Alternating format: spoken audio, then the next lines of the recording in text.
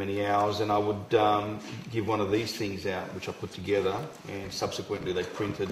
So it has an abbreviation of some of the things I'll talk about a little bit later on in regards to the technical matters we'll be discussing. It's not meant to be, encyclopedic, or it's meant to be authoritative in any way, but it's just a little thing that I give to my students, because you'd be surprised how many times I get asked, Stavros, what's an imprimatura? Stavros, what's impasto? Stavros, what's a half-tone? Stavros. And these are students that have been with me for about 18 years, some of them. And it just gets to the point where you think, maybe a little bit of a reminder is good. I think the thing just slipped off. All right. Take us off against the rock, because we're going to kick it off. I think I breathed too hard and my stomach pushed it out. We could have you seated if you want. We just need to move the seat, or you'd be happier. Well, I suppose I could have the seat there. We might need to move it. No, it's all right. I'll stand off. Stand up, yeah. Give a bit extra space. All right. All right. So we'll just give a. So you're ready, mate? Hang on. Technical hitch. Which camera have you got? Stavros? The back camera? Yeah. Okay. So we'll give a big warm welcome to Stavros, and clap him in and Nick and say on. Welcome, Stavros. Okay, so that's my introduction. Right. When first asked to come and give a talk here, and David suggested talking about myself, I thought, no, this could be instant Valium for everybody, so I thought, maybe I'll talk about something that's a little bit closer to my heart, something that I experience on a daily basis, because I am teaching pretty much 6 days a week at the moment. My so-called professional career has been on hold for a little while, so one of the things that I thought about talking about was technique, the process, craft, whatever you want to call it, which is basically something that has taken, I've been painting for about 45 years now, and I think I'm starting to get a handle on it, finally, because of the process being as it has been over the years, where you don't have that apprenticeship system anymore, or the atelier system, etc., to guide you all the way through. So, through hook and crook, through reading, through travelling, through a lot of different ways, borrowing, stealing, copying, whatever, we managed to try and endeavour and learn this thing that's called, or practice this thing that's called technique. And I know that basically in the last, 40, 50 years, it's been a very much denigrated subject, or discipline as you would call it, and we'll discuss that a little bit as we go along. My beginning in art actually came through cooking. I was going to become a cook or a chef, and I remember I did something very dangerous in high school. I put myself down for home economics. I don't know if you still remember that subject, which meant I was going to be with the girls, the Sheilas. I was going to be doing cooking, I was going to be doing sewing and the rest of it. And I thought, this is liable to cause my instant death in the school ground. But I'd made up my mind to do cooking. I was going to become a chef. And maybe that's a prelude to how I've become very, very much involved with so-called method. But as it was, my art teacher came around, Mrs. Sipel, God bless her soul, took me out of the classroom and said, what the blood, are you doing? And I said, what? She said, you've taken 2 electives, which are going to determine the course of your life. And I said, yeah. One was tech drawing, and the other one was the home economics or whatever. So she said, take art. You've got a bit of talent. You've got a bit of talent. And I thought, what? So I took her word for it. And I'd been dabbling. I'd been copying Spider-Man comics. I've been looking at the old masters. I've been going up to the library every lunchtime, forsaking, the normal banter about cars and Sheilas and whatever down in the school ground. I would go up to the library and peruse books, and I got very, very involved in the Renaissance, for instance, right all the way through to, I suppose, Impressionist art. And through that I was slowly educating myself to getting some kind of an idea as to what the aesthetics of art were all about, as to what I liked, what I disliked, and what I was probably going to pursue later on. But as it was, I hadn't had much practical experience, so I did take the elective, and I worked pretty hard through my 2 years that I was doing it, and that was basically fourth form I got out of the place. And I decided, hell, I'm going to be an artist. I'm going to be a very famous one. I'm going to be as big as Picasso, Salvador Dali, and Brett Whiteley and the rest of the boys. So off I went to Bankstown Tech. And Bankstown Tech back in those days was rather rudimentary in its way. But you did a 6-year course back in those days. You did 2 years introductory, and then you'd go into another 3 years or whatever of commercial art, where you would draw socks and refrigerators for the son or whoever, or you do albums, record albums, or you'd be going into the process of becoming a very serious fine artist, as they called it, and that would mean entailing going to East Sydney, which was sort of the hub or the mecca. If you didn't know any better, that was the place that you went to become a fine artist. And I stayed with Bankstown Tech for about a year. And I was going insane after a while, because somewhere deep down I thought this is not really preparing me or training me to be an artist. And I remember we were doing, for instance, 1 hour a week of life drawing, 1 hour a week of painting. We were doing social studies, we were doing psychology, we were doing, and this is where the guy was telling us what a Gothic cathedral meant sexually, or what a double-decker bus meant. We were supposed to work it out in our teenage years. We had lettering. Lettering I overcame by realising it was a beautiful wine bar just down the road, which somebody was running quite late in the evening, so I used to go down there and then sort of turn up to sign off. But I did pretty well. I was coming so-called top in my class, because by the time I'd gone to talk to my lecturer and I said, listen, I'm getting really frustrated with this. I said, there's no direction, there's no basis that I can sort of place and look at the way that I'm actually, experiencing the so-called process of learning about what it is that I want to learn. And he said, what do you mean? I said, well, I'm looking at, let's say, from the Renaissance onwards, and I'm looking at even the more modern masters. I'm looking at Picasso, Matisse, Klimt, Schiele, whoever you want to deal with, and taking away all that verbose stuff that people wrote years ago about them being, the avant-garde leaders who were tearing down, the citadel of academic realism or whatever. If you have a look very closely at their history, you will find that all those people spent about a minimum of 5 to 6 years in an atelier and an academy, whether it was Bongerot, Corman, whether it was Jerome. Most of the artists that we could sort of name at that time who were actually stalwart academicians, as we call them, and they trained with those people. They actually learned their craft by doing pretty much what was done for so many centuries. And subsequently I thought, hell, I'm not getting any of this stuff over here. I'm doing 2 hours of practical art a week, and these guys were doing it every day, 6-7 days of the week, and they were doing it in a way that was so totally different. And the more I read about it, the more frustrated I became, and I thought I had to get out of the place. And this is one of the things that subsequently, when I've been teaching at the university and other places, and I've had young kids come straight out of high school, I get a lot of, uneducated opinions about, these so-called modern artists and what they did and what they didn't do and how they arrived at everything. But the fact of the matter was that they had trained. Picasso, for instance, his father trained him when he was a young bloke, and by the time he'd reached maturity, Picasso's old man threw the brushes, away and said, my God, this kid's better than I am, I'm getting out of the racket.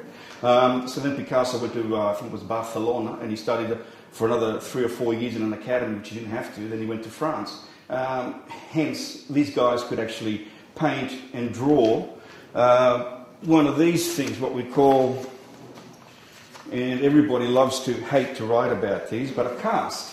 They could actually, this is a charcoal drawing, believe it or not, and these guys, Matisse, Schiele, Klimt, Derivan, Vlaminck, Lautrec, Degas, whoever you want to name, could do one of these babies. And I thought, I can't do one of these, All I was doing was imitating the style of Salvador Dali, Picasso, or Brett. And I thought, I can't do this anymore. I need to get some kind of an education behind me so I can actually then go out and do what I have to do. So what do? I walked around, went to East Sydney, around to a few other art schools, Alexander Mackie as it was called at the time, and I bumped into Julian Ashton's art school. Okay, that was down at the Rocks at the time, which I think we spent about 2 or 3 years before we had to move, and it was a funny place. You'd go all the way up the top and you'd go through, and then you'd walk through and there'd be all these original Dobells and Lamberts and Taylors and Joshua Smiths, you name it, all original stuff. And you thought, yeah, this is it, this is what I want to do, this is what I want to be trained in, so at least I'll have a bit of an education as to how to go from there. Because I didn't know anything about tone, I didn't know anything about colour theory, I didn't know much about proportion, anatomy, whatever. And mind you, I was doing it at a time when the fashions were very, very, very much going towards the New York school of what art was all about. Drawing, for instance, was anathema. You had people like Greenberg, Rosenberg, and whoever who were sort of more or less saying, purity in art lay in abstractionism, and drawing was bad for you because you could actually inhabit your creative little nodes or whatever. So East Sydney, for instance, started to get rid of all their casts. They actually either smashed them or gave them away, which they regret now quite a lot. And, it was a period where you basically painted what you felt. You got your canvas, your brush, and you went for it. Unbeknownst again that some of these people already had an education anyway, because the people that were teaching at East Sydney had been taught at Ashton's and had been grabbed by East Sydney to teach there because they knew how to draw. And a few names I can't remember the names now, but some very famous people. Passmore was one of them. Very great draftsman, very good draftsman. He was teaching there. So anyway, we started off at Ashton's. And Ashton's, it was a funny place. It was based on the Académie Julian in Paris. And it was basically, I think, Rossi, Ashton, decided that he wanted to have his own school where he could actually foster impressionism and realism in Australia, to get away from everything else and have our own identity as far as a school went. So he fashioned that, and that meant the dreaded caste system, which everybody has probably read about. So I think I remember we were lined up one day, and Dick Ashton came along. There was about 20 of us. We were lined up in front of all these skulls and casts, and we had a board in front of us, and he said, "Draw." So we all started drawing, if you could call it that. And he came along and he viewed each person's work individually and made some interesting comments, some judicious, some caustic, and shall we say some rather very harsh remarks.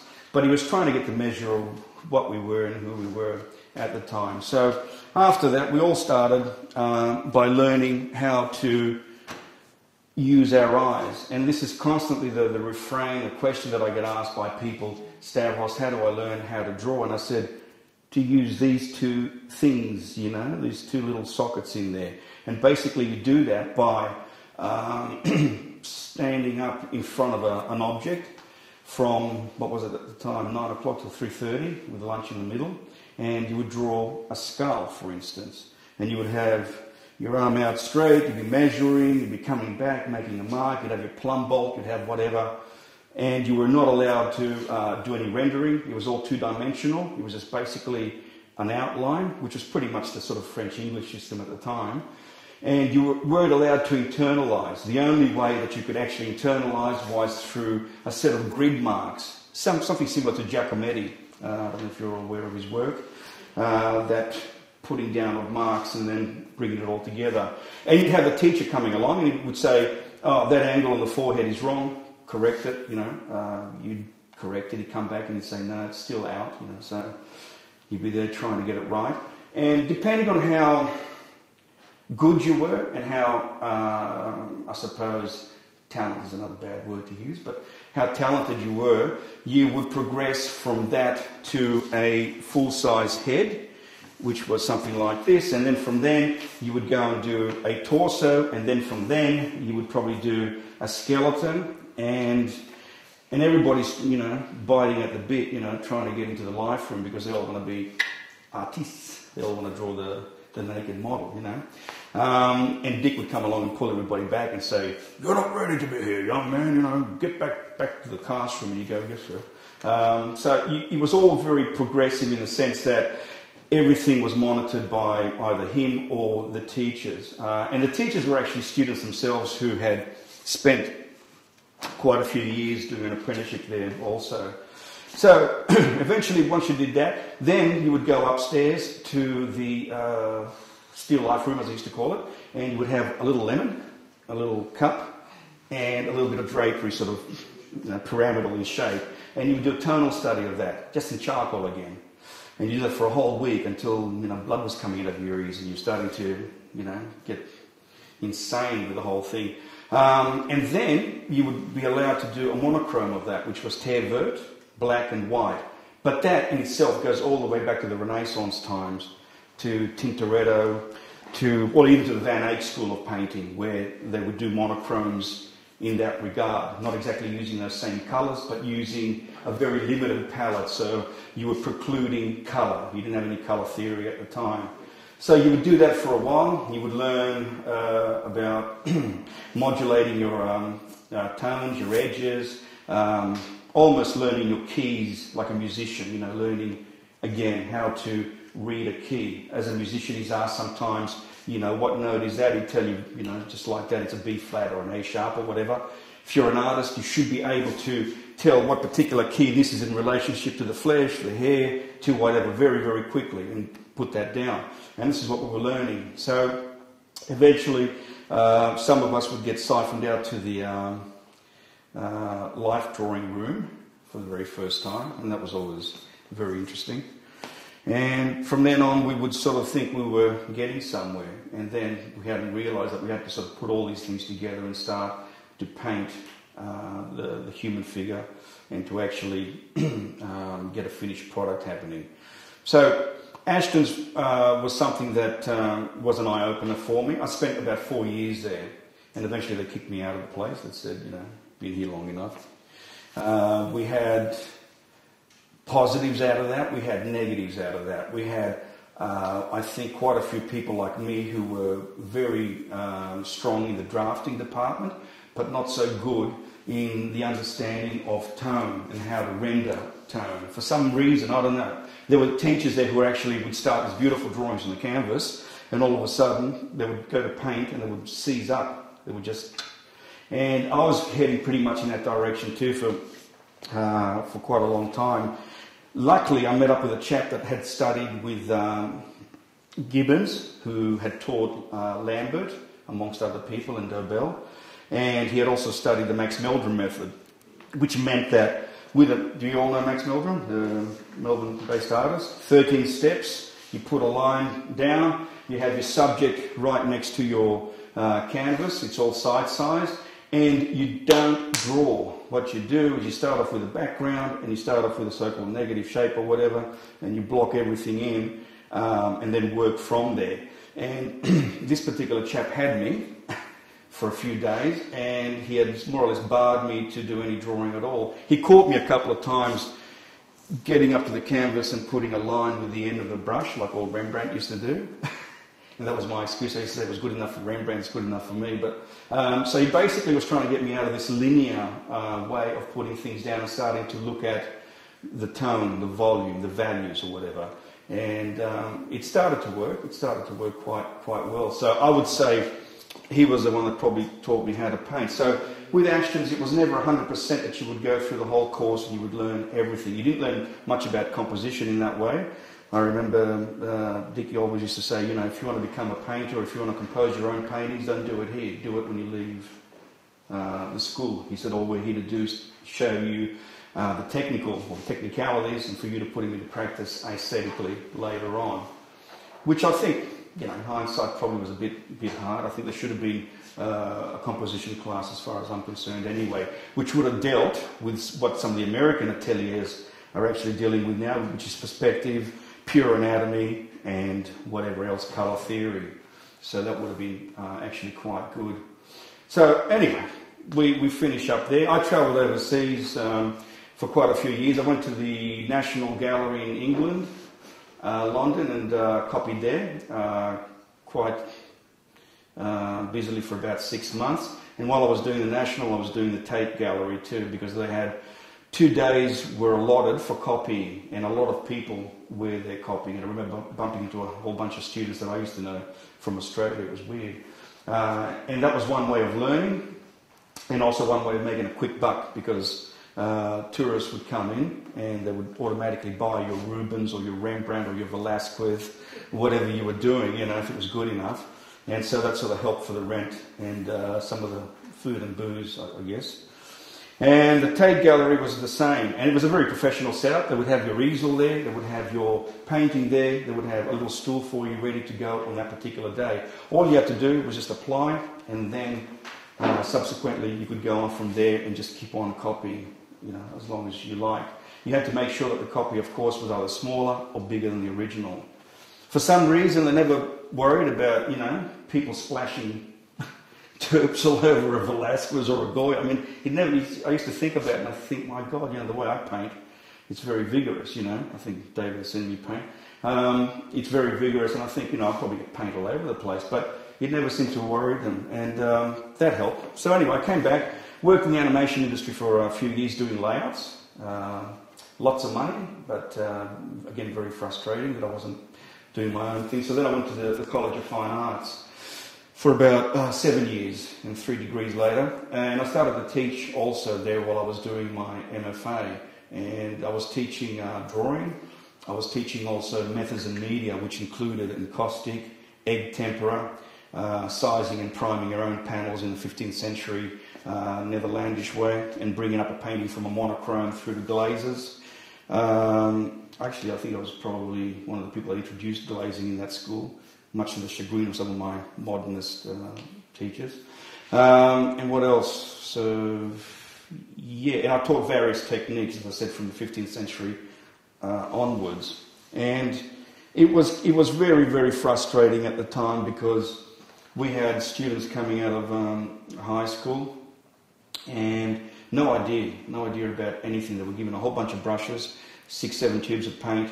They were given a model and they were told, you're an artist now, paint.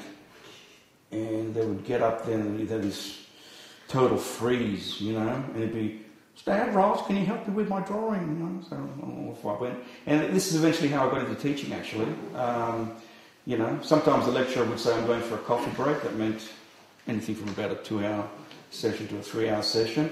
So I ended up changing the model. I ended up going around the place helping everybody with their drawing, and then beginning the painting on top of that. So that was a kind of an eye-opener. But talking to lecturers there at the time, it was quite interesting, because some of them were getting so frustrated with the fact that there was no set curriculum for these kids. They were coming out of school and they were totally dumbfounded. I mean, they could throw ridiculous remarks like, I don't want to paint academically tight or realistic crap, I don't want to paint like Jean-Dominique Ingres. And I said, have you ever had a look at a Jean-Dominique Ingres, for instance? And I said, have a look at the back of Big News or one of his odalisques. I said, he's added about 30 more vertebrae. He's twisted the foot around incredibly to the point where, she'd have to go and see a chiropractor or something, or she'd have bad arthritis. I said, these people, these so-called academic photographic realists, which they were not, took a lot of, liberty with what they were doing. Michelangelo's figures, his ignudos, or whatever you want to call them, if they were to get up, they would fall over because they've got tiny little feet, but, big, nice kind of, muscles to sort of go with the body. A lot of liberties, and they hadn't understood that that's what an artist does. An artist doesn't necessarily use a camera. The people, funnily enough, that we would have become photorealists were the school in America, somewhere in between pop art, op art, and God knows what else, you know, one of the isms at the time. They basically would actually take a photograph, project it onto the wall, and then paint by numbers pretty much what was on there. And they didn't want to have any expressive brush strokes, they didn't want to have any telltale signs that the artist had been there. They just wanted to pretty much reproduce what was there.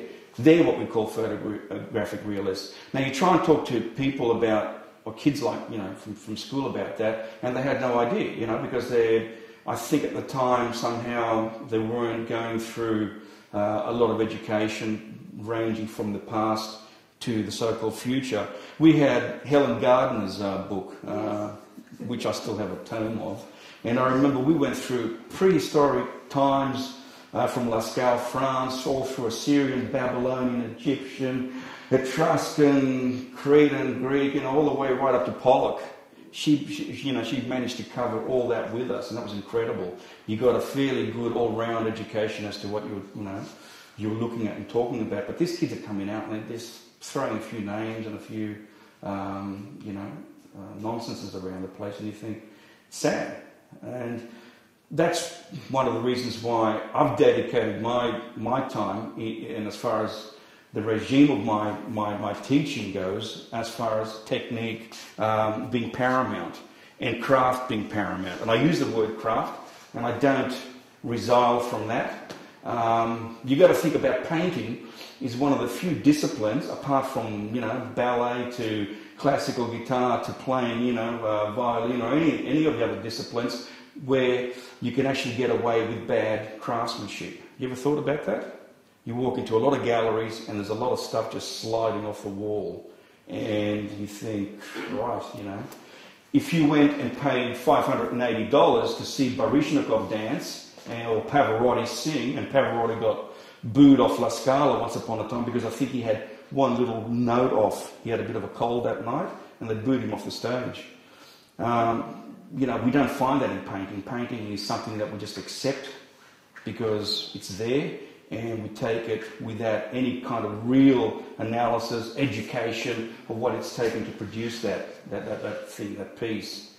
Does that make sense? Think about it. You know, Yehudi Menuhin, used to have calluses on his fingers. How many artists get calluses on their fingers practicing these days? It just doesn't happen. So I've made it sounds like I'm getting a little bit Jesuit about all this, my mission to try and teach people as much as I've learned. And as I said, it's been very, very, very long in coming, and I'm still learning. I'm still getting up every day, and new epiphanies, shall I say, dawn on me. And that could be anything from how to create a subtle halftone to the point of how to drag a brushstroke from left to right or right to left to get a particular, note. The thing that I speak to my students about is, does everybody paint here?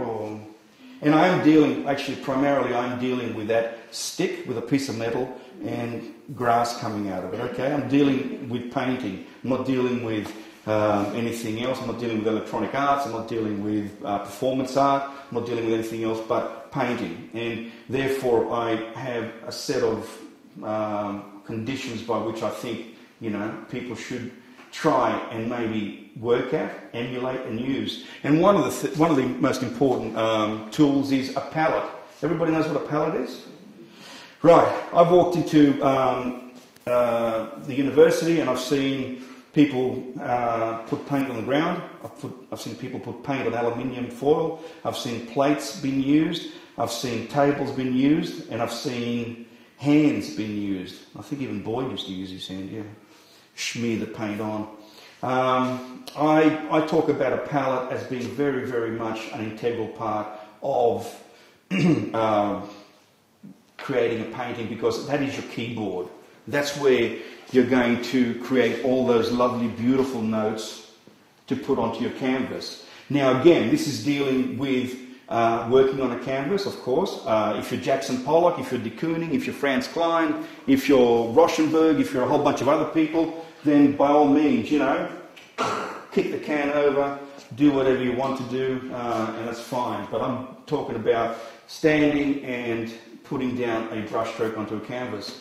You need your palette. I get them to set out a palette in a particular way, which means that they get used to the fact that you have your whites, your 3 yellows, your 2 reds, 2 browns, black, yin, yang, and then you have your blue colours and your green colours there. That means if you set this palette out like that for the rest of your life and they bury you with this thing, you will know that when you're painting and you're looking at a subject, you know where to go. How many times do you go into a class and the first thing you see is a palette and it's randomly, well, I don't know if I was going to say set up. I would say it's more like a flock of seagulls have gone over it and just went. You would need to look at the fact that some students will put their yellows here one week, the yellows are over there the next week, next session the reds here, the blacks over there, the browns over there. And you think, God, how do you handle that? You know, because painting is hard enough and trying to arrive at a tone and a colour without having to search around for half an hour where your yellow was last week to this week. You understand? So if you have a system, and have a look at some of the self-portraits of the masters who used palettes, and you will find that they actually work pretty much in that way.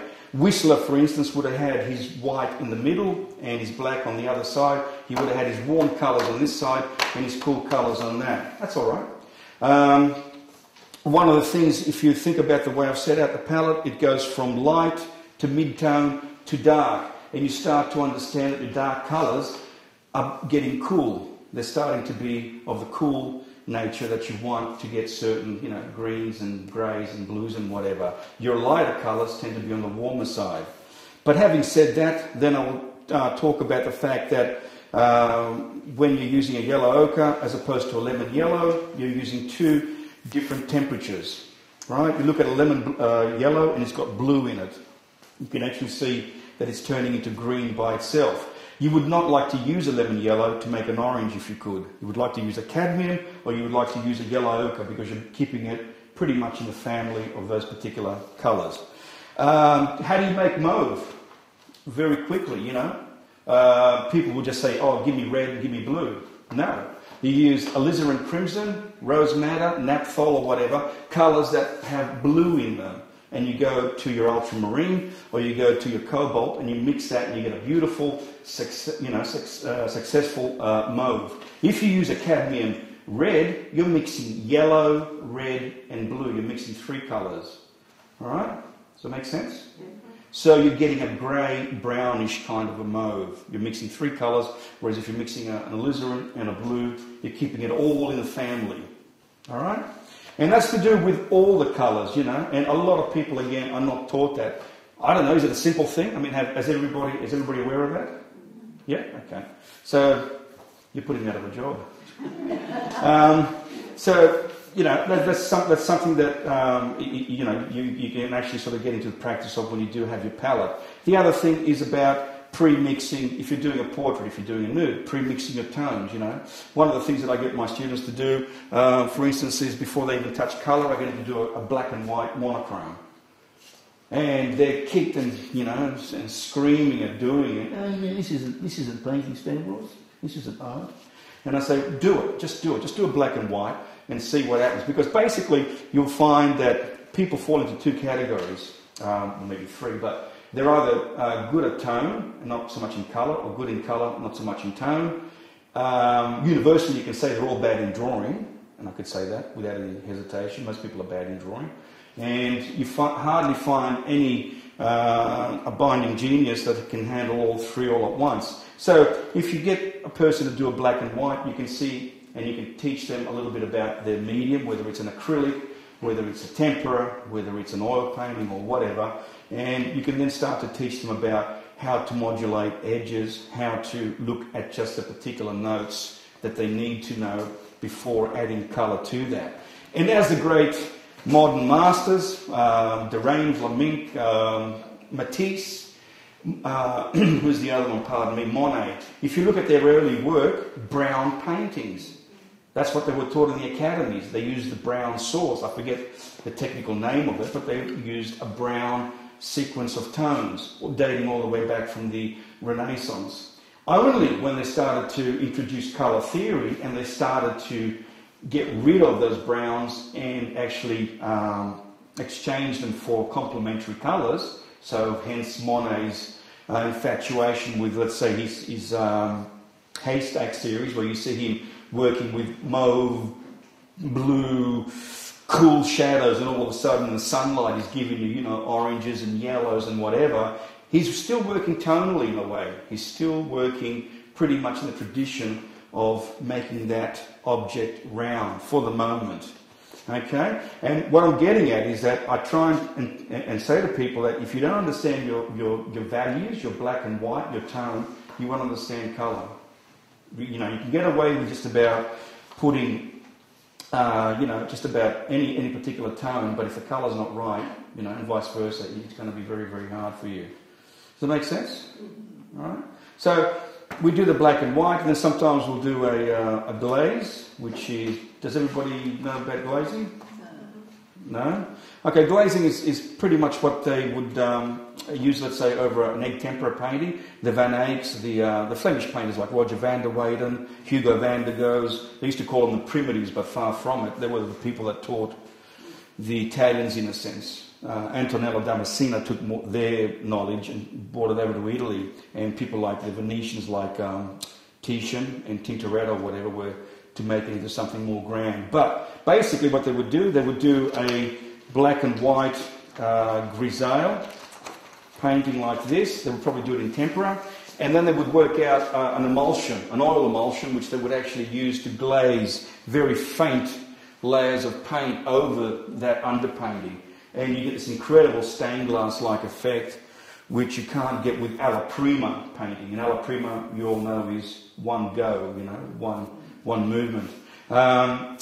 It had its positives and it had its negatives. In a sense, it made the whole subject look a little bit unreal, because you couldn't get, you know, the sort of modulations that you could with oil paint later on. But that is the way that they would paint. So they would secure all of the modelling just in a monochrome, and then they would put yellow, red, yellow, blue, whatever, constantly over that in transparent washes, and it was always dark over light.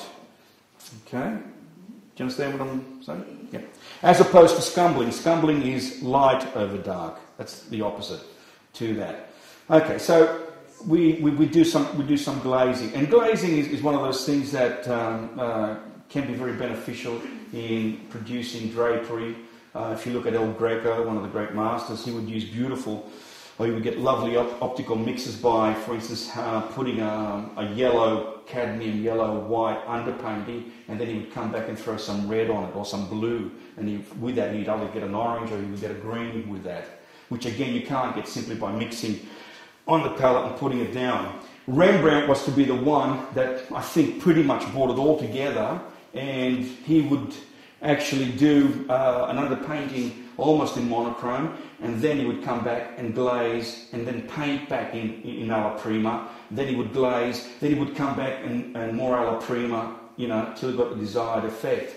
When you look at an X-ray of a Rembrandt, for instance, you find that the imprimatura, everybody knows what an imprimatura is?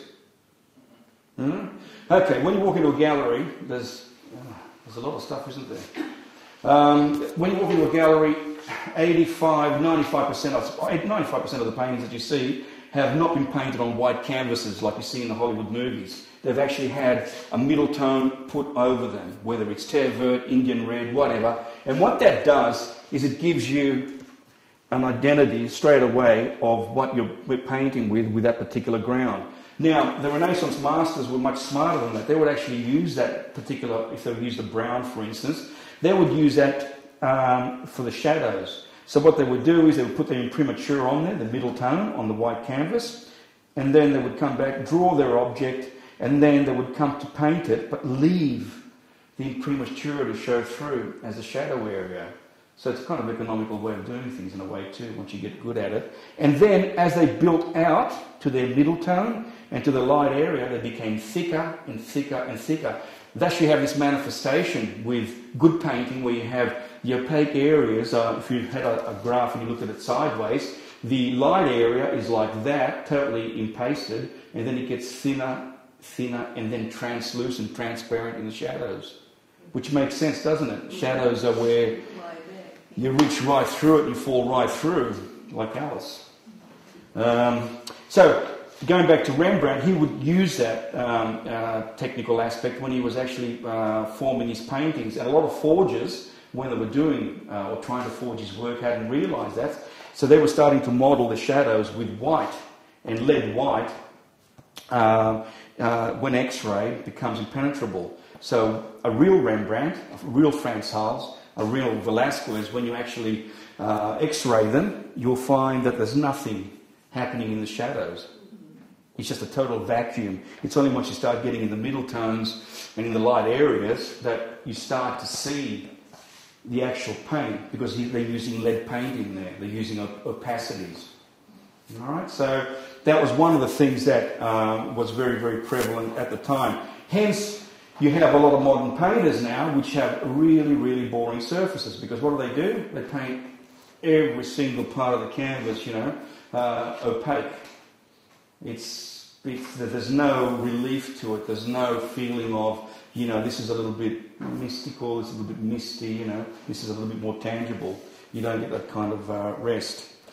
Okay, going back to my black and white, we've done the glazing. And going back to the palette, we try, and as I said, wean people off all the bad practices and habits. The other thing is, palettes, for instance, is an economical factor. Think about those paper ones you buy. How many thousands of dollars are you going to, if you're painting for the rest of your life, are you going to be wasting on those things? Whereas if you buy a piece of wood with a hole in it that you can stick your thumb in there, or leave it on the table, and you clean it every time, that's going to last you for the rest of your life. So you pay $30 for a piece of wood, or you keep on paying $18, $20 for a piece of, pad, and you multiply that. Besides that, the surface of one of those, waxy palettes is horrible. 3 brushes. When people are doing a monochrome, I get people to use 3 brushes, and that comes back down to this transparent thing that I've just mentioned about shadows. I get them to have a white brush, and I get them to have a black brush. All right, this is when they're doing their black and white, and this will go into colour later on also. And I get them to have a middle tone brush, which I call the marriage counsellor. Sort of goes between hubby and Mrs. trying to bring them back together again. That's the one that can go into the black, into the white. The other 2 shall never meet, shall never cross into one another. The white, by the end of the session, should be pure white. The black should be pure black. And the middle tone is the one that's gunky and grey or whatever. And again, why the reason for that is because when you look at a lot of people painting, they end up with messes on their canvases, and they wonder why. They wonder why all the tone is flat from the light to the dark if they're painting tonally.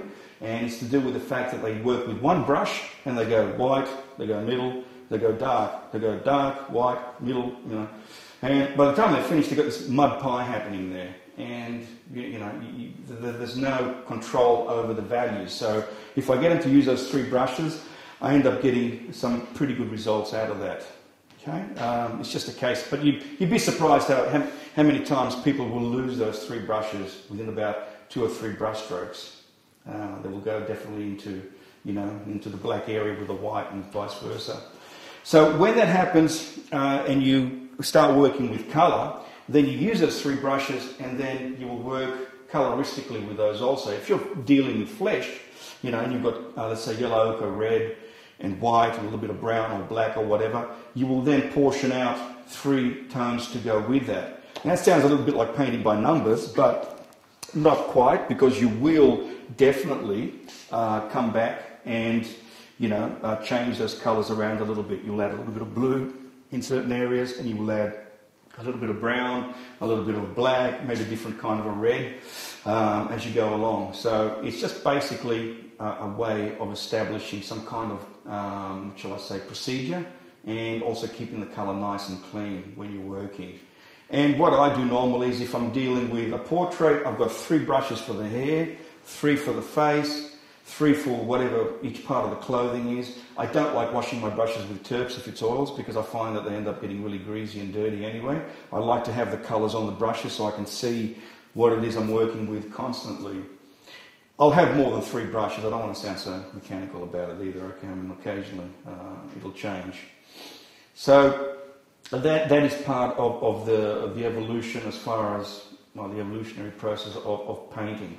And that's only a little bit of it as I'm going about it. The other thing is about solvents, about how to use different mediums, and you'd be surprised again as to how many people just have no idea about it. And with I suppose the advent of different paints, like for instance the alkyd colours and also the water-based oils. Has anybody used any water-based oils at all? They're interesting. Very, very, very much a treat. They tend to be almost like acrylics, but they have a little bit more gloss in them, I suppose. That's the interesting thing about them. But again, they can get very chalky. Okay, so what else was I going to mention with that? I deal with the materials. Palette knives, for instance, we talk about palette knives. A flat palette knife, very, very, very essential when you're painting. A lot of the times when you're putting down a basic underpainting, you come back and you scrape it. You know the idea about painting fat over lean? That's the idea of that. Most of you would have seen, let's say, for instance, Hugh Ramsay's paintings. The Melbourne painter who died very young, tragically. If you have a look at some of his work, and Lambert and quite a few of the others, there is that scrape back situation. Whistler used to use it all the time. We were taught to use it all the time, to get a flat palette knife and paint out, scrape out pretty much what you did before and start again building it up so you didn't get all those clogged pores on your canvas. What else?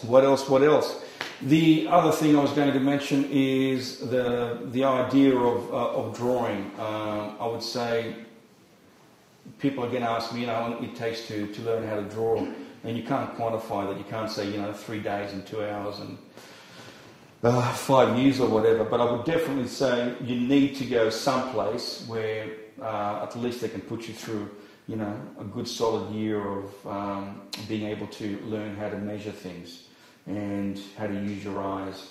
When I go around people's work, for instance, I automatically have that mechanism working very, very quickly where I'm able to, work out pretty much what is going on. I don't ever use one of those epidioscopes or whatever, or those projection machines because my brain can't handle it. I tried once and I got totally flustered with it. So if you want me to paint a Sistine Chapel, I'll do it freehand. At the moment, I'm doing a copy for some lady who's, it's an Alma Tadema painting. I don't know if you know Alma Tadema, one of the very rich, wealthy, successful Victorian painters like Lord Leighton. And it's the Finding of Moses, and it's a cast of 1,000 Cecil B. DeMille. I got the canvas and I just drew everything on there, and she's got a $2,000 machine, which you just project everything on there, and it was interesting. She was out and I was probably more right than she was.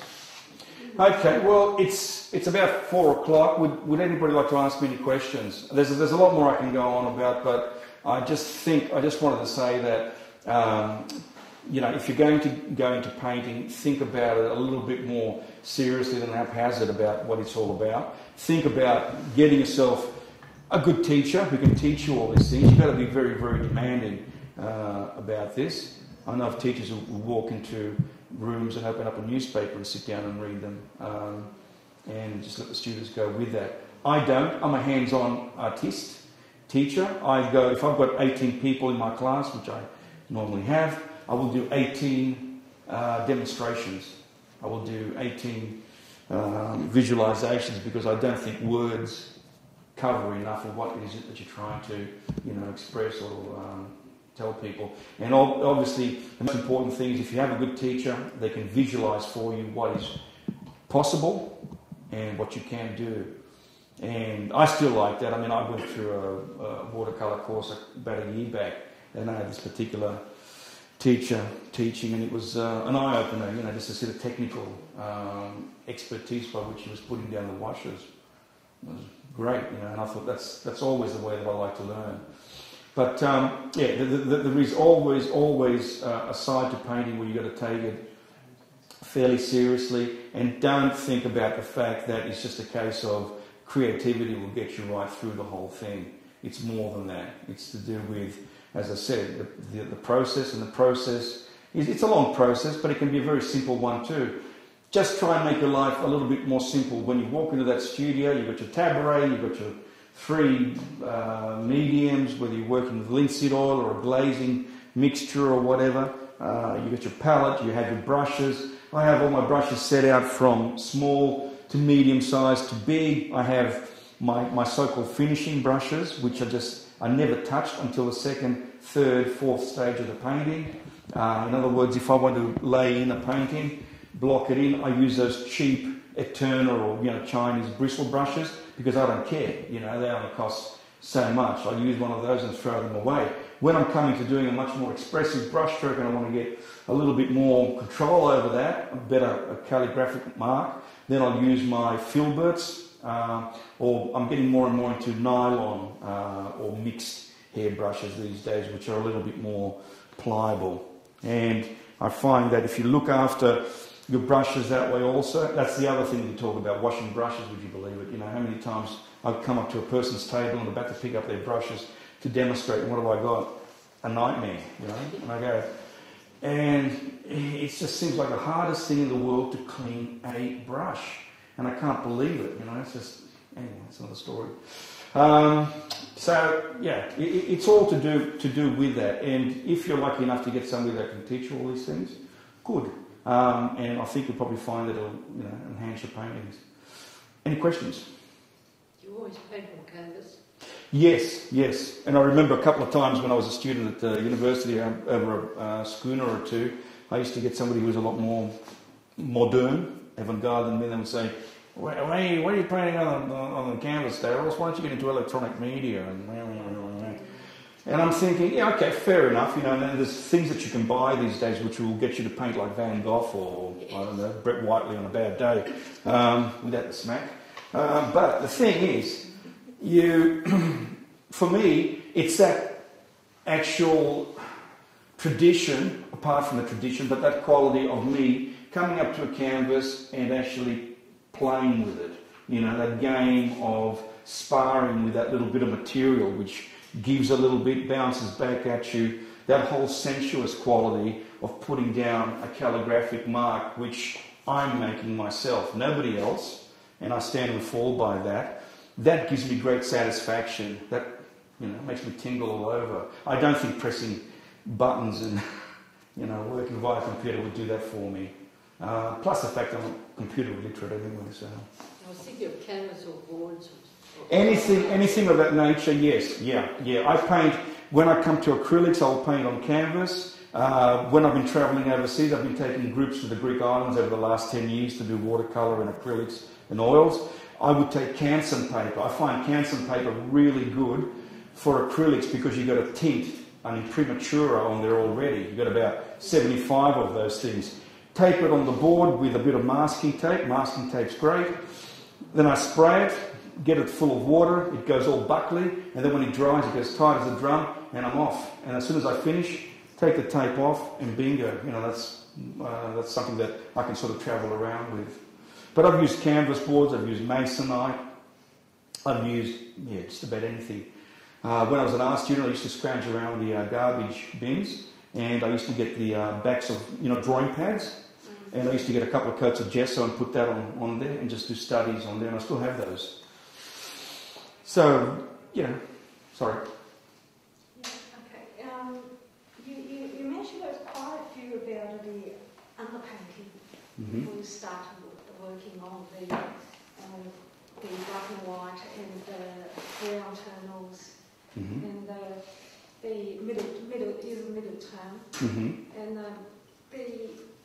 you quickly give example of they use complementary as underpainting. Is there any artist who has done like that?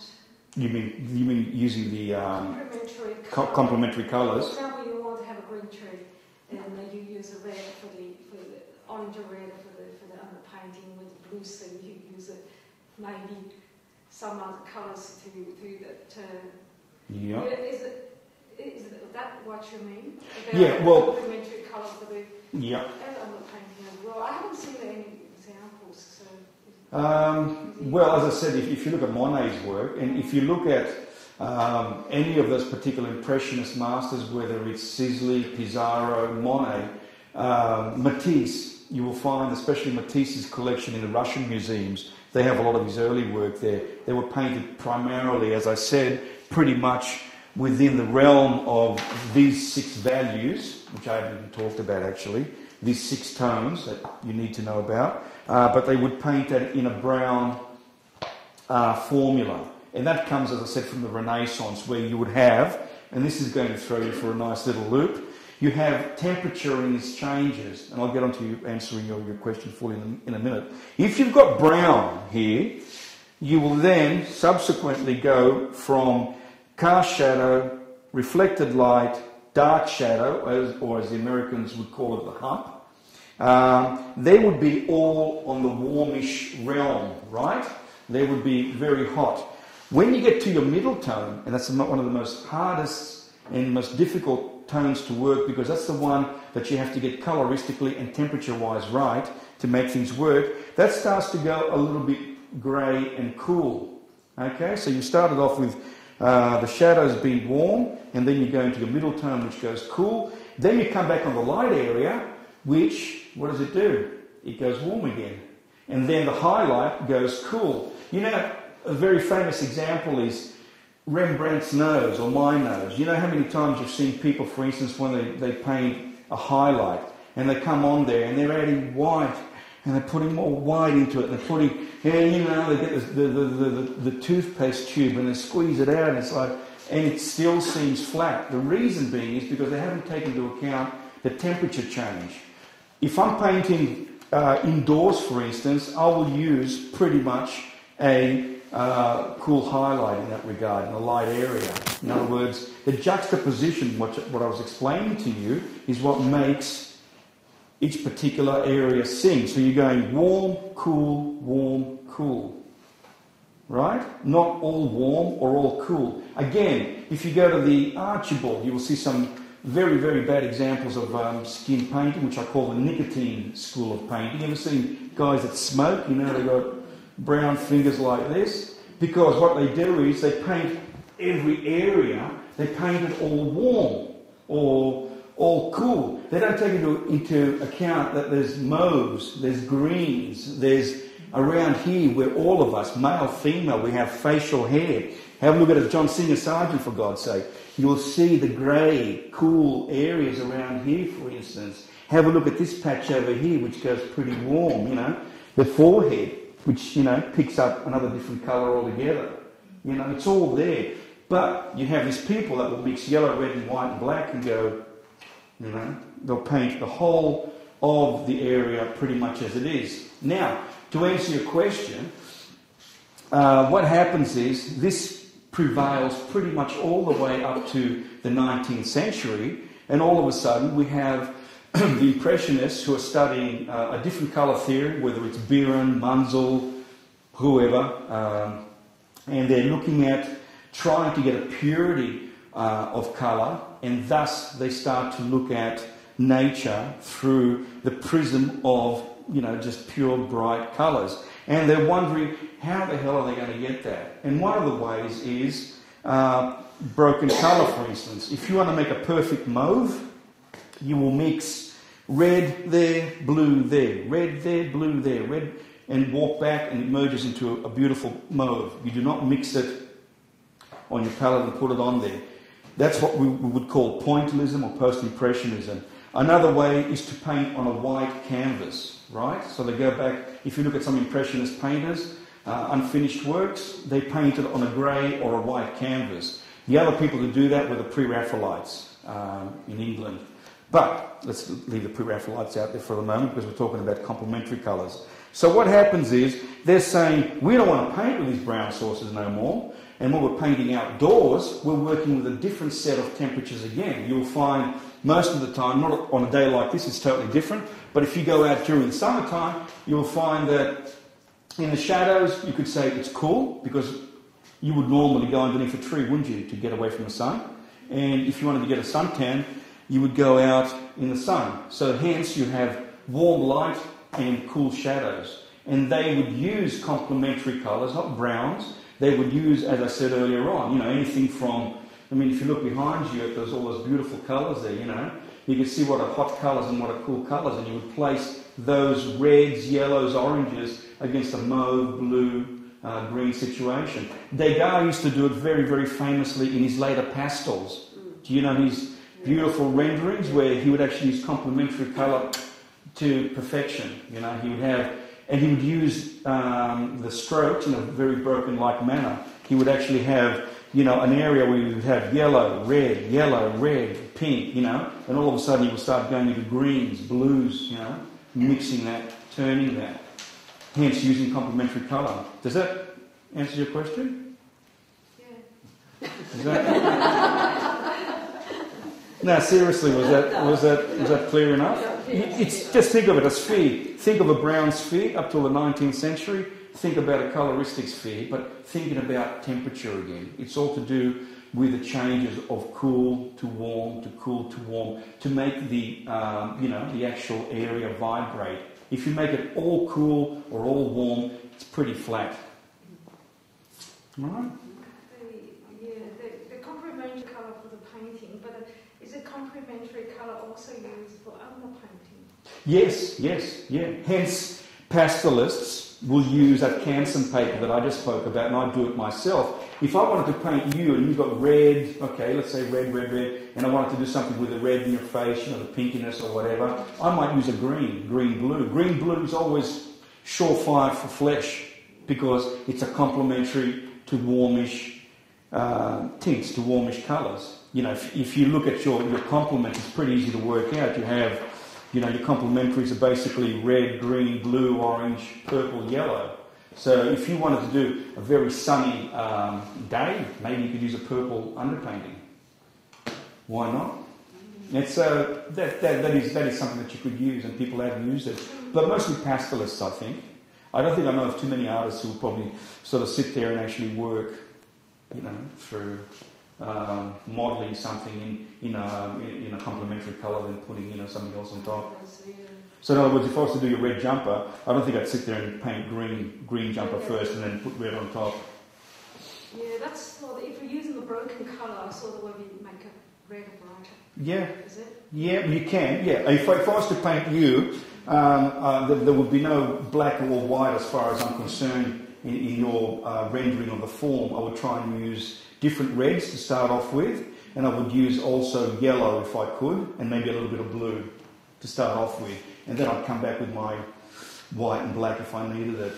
Vermeer used to use a green underpainting. The icon painters used to use green underpaintings for flesh colours. Have a look at the edges of their colours. Have a look at Vermeer's flesh. They've done x-rays of them. And he would actually use a terre verte underpainting and then come back and put beautiful, warm colours on top of that. And the eye just goes bazonk, All right? So you paint to use a green with a flash on the colour? Yeah, it's just one of the colours you would use. Yeah, I've used grey, I've used blue. Depending on how I wake up some days too. Any more questions? So what's your favourite medium? Yes, that's a good one. Depends. If I'm in a very, very quick mood and I want to get something done very quickly, I'll use acrylic. I love using acrylics. Watercolour is something a little bit more temperamental for me. It's something that I will sort of need to slide into. Oils I use for very, very big canvases, where I'm doing a big epic painting, 30, 40, 50 people or whatever. I will use oils, and I like to come back with oils now after 40 years of painting and really tinkering with them, just working them and working the surface up, scraping back, building up, scraping back. It'll take that. Acrylic paint, I can work to a certain degree. Acrylic paint can be one of those mediums where you try and scrape out with a palette knife and you end up with half the canvas on your palette knife because it's like glue.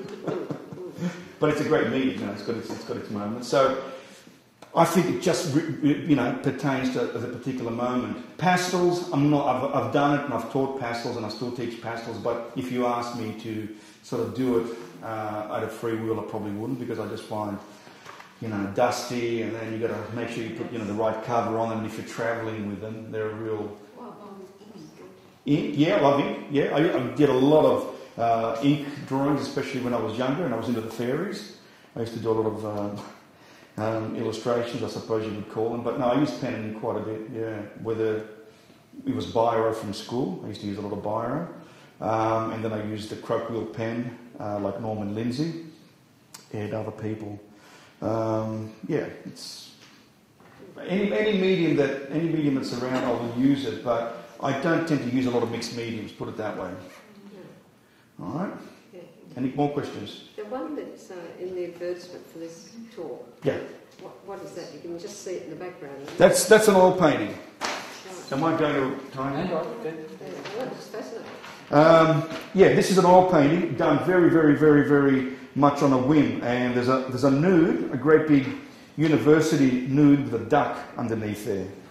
And that's one of the things you don't want to be doing, actually, if you're ever going to be exhibiting, because the gallery people don't like paintings creeping through in 50 years' time. Oil paint, as you know, goes darker and more transparent.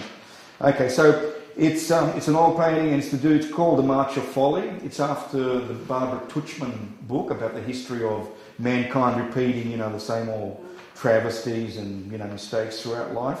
And it just started off with maybe a couple of figures. Now, normally, one of the things that I didn't talk about painting, of course, was the preliminary work that goes into it. But that's another 2 hours, 3 hours we can talk about, whether you're doing thumbnail sketches to individual studies and putting it all together, etc.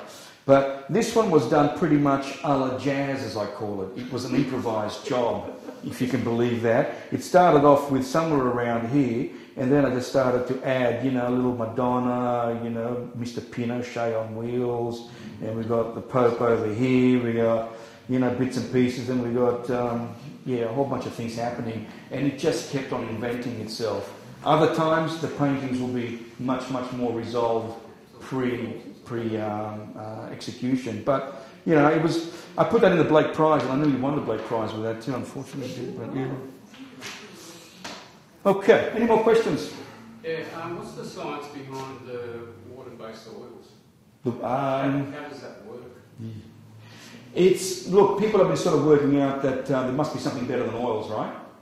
And over the years that they've worked towards producing, different mediums, and they've figured that a water-based oil means that you're getting rid of the solvents, which means you're getting rid of a certain amount of toxic, material out of your painting. I think also the fact that you can mix your paints pretty much like acrylics is a boon. You don't have to use linseed oil, you don't have to use a complex. I can understand the advantages, but how it works as far as science goes, I mean, oil and water doesn't mix. Yeah, that's true. that's true. You'd have to go to the art shop, get some literature on it, and read it up, because it's like alkyd paint, the Griffith paint or whatever. And you got a whole bunch of different mediums that go with that. I don't really know this. I mean, I can read about the science of it and probably tell you, but I don't know it offhand. And I just know that the water-based media is something that's just come along in the last, 10, 15 years or so. We used to have a ground. When you did your canvas, for instance, you would use an oil-based ground. Now, to my great dismay, you can actually use an oil-based ground that you actually mix water with. But apparently, this house painting paints, you can actually paint your house with your room, and you can wash your brushes out with water. Is there not? Yeah. So, yeah. But the only advantage with that, as I said, is that you're using oil pigments, but diluting them with water. That's the only, advantage I can see about that. The only thing I would like to know about any of these particular paints, and this goes with anything and everything, is the longevity. And you've got to, the experience is that, a Titian or a Vermeer or whatever has lasted for so many centuries. We don't know about so much more of the other mediums. And that's another subject that we can get into. I had an article called Flaky Art, which I read years ago in The Good Weekend. It was talking about Motherwells and Rothkos and whatever, just blowing off the canvas. Anselm Kiefer, Haid falling off, Schnabel plates falling off the canvas, somebody opening up in Japan, a nice window in a boardroom somewhere, and all of a sudden the Rothko blows out because he was using some kind of an acetate or a benzene for his medium, which actually breaks down the particles back down to the particles, to the dust. All right, any more questions? Which medium good for acrylic? Some is not use the medium, some is use the different medium. I don't know which one is good for acrylic. Okay. You want to leave the room while I answer this one? I'm going to get hung for this one. Okay, look, I'll say to people, I use aqua, right? And I use that for glazing, I use that for just about everything. I'm a waterman. I did have, in my studio, to impress all the students that used to come in, I used to have the glazing medium, the watercolour medium, the expander medium, all those things, So somebody would walk in, I would say, yeah, you can try this, you can try that. But, if I'm going to be honest with you, and I'm here to be honest with you, I use brush in water and that's it. Oh, only water. Yeah, not saying that I'm 100% right. Some of my students are coming into the classroom and that's fine. They're coming in with nice, milky... I've used them, I have used them, but they're coming with milky mediums, that do things, spread the paint or get a different kind of a gloss to the paint, etc., etc. But I only use water, since you've asked me.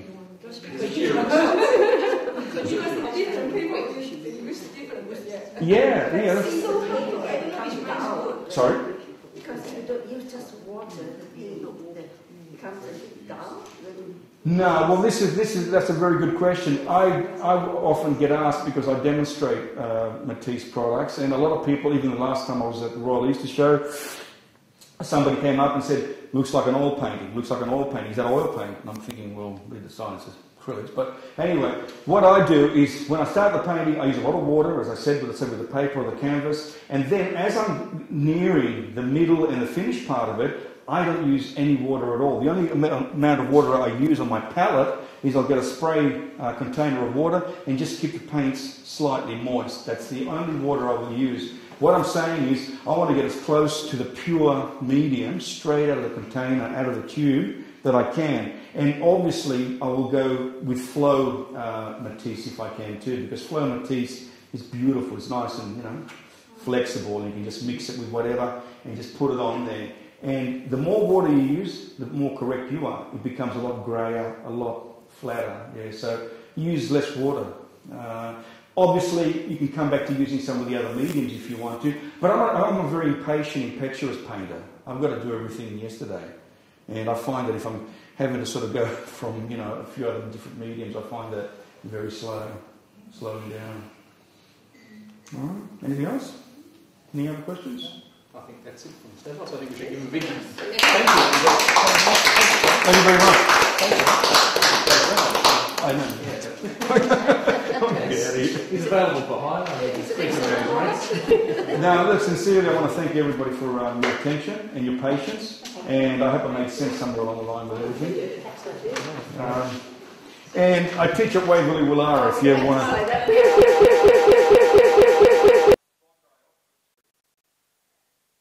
Yeah, I teach there. I've been teaching there for about 18 years, but I do a lot of private lessons too. I do a lot of house calls at the moment. Yeah. I haven't heard of that fine art school. Waverley? Yes. Who's heard of it? Anybody else heard of it? Yeah. It's there. It's been there for a long time. As you know where Waverley Chambers are, the council chambers. As you're coming down, you've got an oval on the right-hand side. It's on the left-hand side, just a little bit further down the road. Yeah. Bondi Road. All right, folks. Thank you very much for your attention. Sorry. What? Sorry. Oh, my exhibition. Gosh, I got to paint yet. I haven't had enough time. I'm teaching 6 days a week. Did you? Okay, yeah. I've had exhibitions, but you know, I haven't done anything for myself for a very long time. It's getting frustrating. Yeah, sure. Go ahead. Yeah.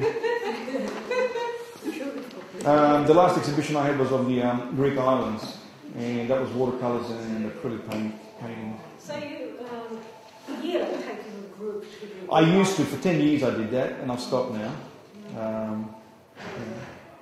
It is, yeah. Look, I mean, I was doing 2 trips in 1 year at the same time, and but when you take a group, you know the students are only keen on the one medium, either watercolour or oil. How are you giving a lesson to the same group for going to do 2 different mediums? I'm very, very flexible with that. If you come to my class tomorrow, on the Monday or the Wednesday, I've got people sitting doing watercolour, I've got people working in acrylics, I've got people working in oils, whether it's water-based or whatever, and I demonstrate on every single one of those. No, not a problem. Maybe I'm one of the few teachers that can do that without, going. Because a lot of people do that. I mean, they think because you change medium, you've got to get a mental block. It's to do with probably learning how to adapt yourself with that medium. Just learning how to find out what the positives and the negatives are. Egg tempera, for instance. I mean, you can't paint like France. You can't throw the brush around. You've got to build it up with hatching. Like Andrew Wyeth